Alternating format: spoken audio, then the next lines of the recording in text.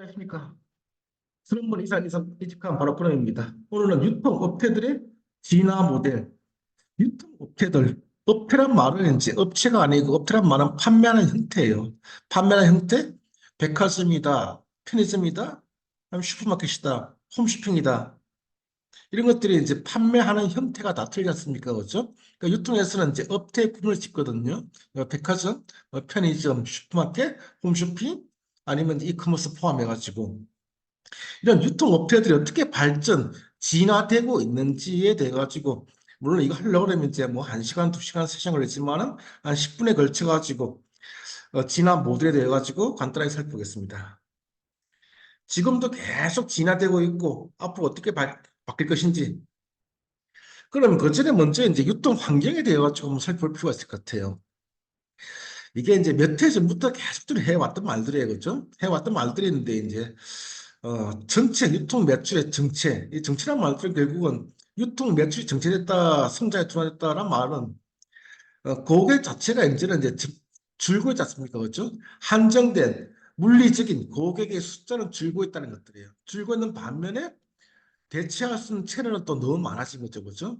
과거만 하더라도 이제 오프라인 중심, 매장 중심이었지만은 이제는 온라인의 이커머스가 이제는 오프라인을 이제 앞지르기 시작했고 또 그전에는 이제 그 지역별로 각 매장 단위 그 지역에 있는 매장 중심에 따르면 이제는 전국 단위, 국내 단위 나아가서는 이제 글로벌 단위로 디지털 노마드 시대가 온 것이고 이렇다 보니까 이제 각각의 유통에 대한 매출은 정체 내지는 성장 둔화가 온 것들 그렇다 보니까 결국은 이제 경쟁이 치열해졌으니까 채널 경쟁, 또 국내 해외 경쟁 치열하다 보니까 판촉비, 프로모션, 판매 관리비 는 지속적으로 증가되고 있으니까 경쟁을 뺏어 와야 되니까 결국은 신규 고객 창출보다는 기존 고객, 타 경쟁사 고객들을 데려오기 위한, 뺏어오기 위한 경쟁이 치열하다 보니까 판매 촉진비는 더더욱 증가될 수밖에 없는 것들이고 또 그럼 그렇게 하다 보니까 결국은 매장당,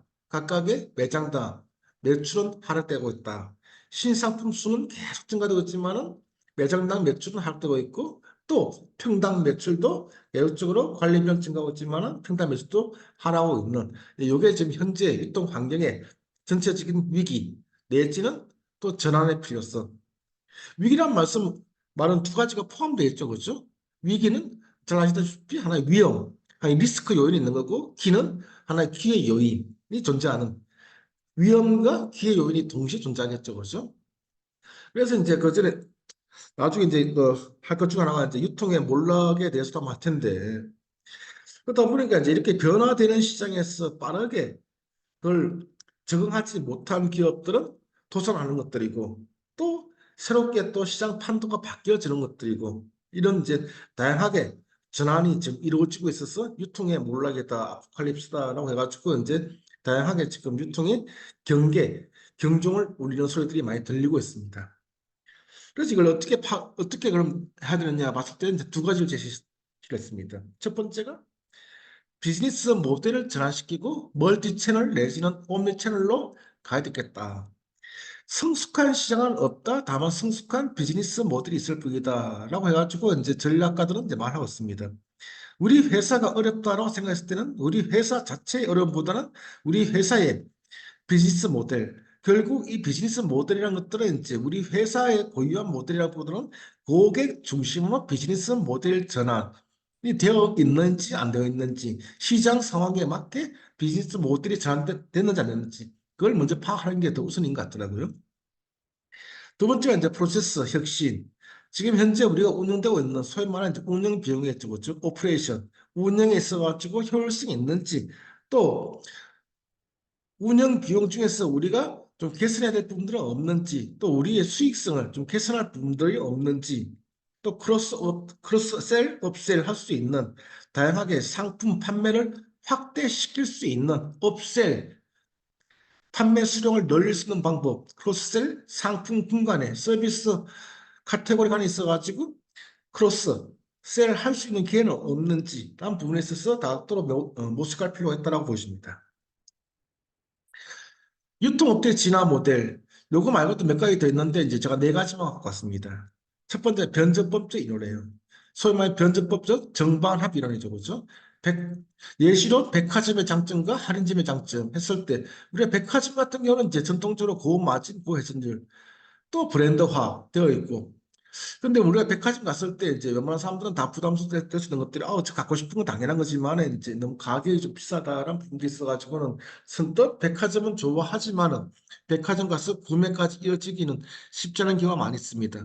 근데 할인점 같은 경우는 저마진, 저회전율 이랬었을 때 할인점은 가격 싸다 싸다 그런데 대신에 이제 브랜드가 별로 없다. 이걸 이제 두 개를 이제 백화점과 할인점을 합쳤을 때 그리고 할인 백화점, 중간 마진의 중간 회전율 이런 부분들을 이제 가져왔을 것 같아요. 아코디언 이론, 아코디언 악기 있지 않습니까? 그렇죠? 악기. 일반 소매점 같은 경우는 위에 나와 있는 일반 소매점, 백화점, 슈퍼마켓, 하이퍼마켓 같은 경우는 이제 상품군이 다양한 거예요. 그렇죠? 소위 말하는 이제 원스톱 쇼핑이 가능하게 상품 구색을 다양하게 가져간 거고 밑에 같은 경우는 전문점 형태. 어떤 시기에는 이렇게 이제 종합형의 종합적인 상품을 갖춘 업체들이 승행하다가 그 다음 단계는 전문점 형태가 되거나 이런 식으로 이제 반복적으로 이제 왔다 갔다 한다는 이것도 타당성이 있는 부분입니다. 세 번째 이제 소매차를 이론 가장 일반화되어 있는 또 가장 많이 또 응용되고 있는 이론 중에 하나가 이제 소매차를 이론입니다. 모든 업체들이 진입할 때는 저가격의 낮은 지위의 최소한 서비스로 진입했다가 그러다 이제 성장하면 고가격 지향. 왜냐 성장 단계에서는 아무래도 또다시 이제 진입했었을 때 상당히 이제 성장 인류를 걷고 있으면 경쟁이 들어올 경쟁 업체가 출현할 수밖에 없으니까 그래서 이제 가격적인 경쟁 또 서비스 강화 고객을 지키기 위해서 또 신규 고객을 창출하기 위해서 다양하게 활동을 하다 보니까 세대 단계 이런 식으로 이제 그 소매처럼 같이 해가지고 반복적으로 이루어진다는 겁니다. 네 번째가 이제 진공지대 이론. 어딘가 비어 있는 시장이 있지 않느냐. 이 같은 경우 이제 할인점이 원래 이제 제일 처음에 처음될 때가 이제 진공지대 이론으로 설명이 가능해요. 할인점이 나올 때 그때 월마트 등장하고 이제 할 때 그 시간만 하더라도 고급 부티크 점이 상당히 성행하는 최고의 서비스와 최고의 품질과 최고의 브랜드를 갖춘 고급 부티크가 상당히 성행하던 그 시기였답니다. 그런데 이제 할인점의 기본 컨셉은 그거지 않습니까? 지금의 도심에 많이 진출했지만은 월마트 처음 진출할 때 좀 더 멀리 오세요. 우리 외곽에 배치를 했습니다. 우리는 매장에 인테리어 안 합니다. 또 여러분들이 갖고 오세요 상품들을. 그럼 계산만 해드릴게요. 최소한의 서비스를 제공했던. 그런데 대신에 가격만큼은 철저하게 가장 낮은 가격으로 드릴게요. 모든 거품적인 가격은 다 제어시켰으니까 여러분들이 가져갈 수 있는 가장 큰 혜택은 바로 가격입니다. 라는 식이었다고요. 그러니까 완전 배치되었던 거죠. 비어 있었던 거죠. 요 네 개 이론들 같은 경우는 한편 타당성도 있지만 또 하나 설명할 수 없는 이론들, 설명할 수 없는 유통업체들도 있습니다. 그죠? 일례로 소매차를 이론. 모든 유통업체들이 다 진입할 때 저 가격 낮은지 최소 수준은 아니었습니다. 그죠? 이런 백화점 같은 경우는 설명할 수 없는 것들이고 아코디언 이론 이런 상품에만 너무 초점을 맞춘 거예요. 그죠? 이런 식의 이제 각각 이론들마다 좀 단점들을 설명할 수 없는 유통업체들은 있지만은 요 이론들이 가장 또 일반화되어 있고 맞아 들어갈 수도 있는 그중에 제가 가장 개인적으로 좋아하는 건 징후지대 이론이에요. 어딘가 비어 있는 곳이 분명히 있을 것이다. 요 비어 있다는 것들은 고객이 필요로 한데 거기 아직까지 부족하거나 없거나 한 부분들이 있을 거라 이거죠. 그죠? 그 유통의 진화 단계, 유통 1.0, 2.0, 3.0, 4.0. 지금은 이제 4.0 시대가 됐겠죠. 그죠? 뭐 1, 2, 3 같은 경우는 일단 지나가더라도 그죠? 4에서 플랫폼 기업들. 제일 뭐 유통 1.0이 이제 직거래, 물물 교환. 두 번째는 오프라인 중심. 세 번째가 이제 모바일 한참 이제 유행했을 거죠. 지금 이제 플랫폼이다라고 합니다. 그죠? 제가 이 플랫폼에서 이제 항상 이제 강의할 때도 많이 쓰는 내용인데 쿠팡이나 네이버나 카카오는 절대 망하지 않을 것이다. 물론 주인은 바뀔 수 있겠죠, 그죠? 주인은 바뀔 수 있겠지만 절대 망하지 않을 것이다. 왜냐? 플랫폼 유통으로 벌써 진화를 해버렸다는 거죠. 플랫폼이란 말은 이제 다양하게 해석이 됩니다, 그죠? 사람들마다 있어가지고. 근데 제가 해설한 플랫폼은 이제 제가 이제 고객 쪽을 이제 주로 전공을 해왔고 마케팅을 전공해 왔기 때문에 말씀드리지만은 고객 DB, 고객 기반, 쿠팡의 고객, 네이버의 고객, 카카오의 고객 어마어마하죠, 그죠? 건드릴 수 없을 만큼의 막강한 고객 DB 플랫폼화 되어버린 거예요. 카카오가 그러니까 급성장하고 네이버가 쭉 성장할 수 있고 쿠팡이 뭐 적자가 심하다 뭐하다 하지만은 계속 성장할 수밖에 없는 것들은 그 막강한 고객 DB 기반으로 있어가지고 고객 중심의 신사업을 고객 중심의 상품을 계속 만들어내고 있다는 것들이죠.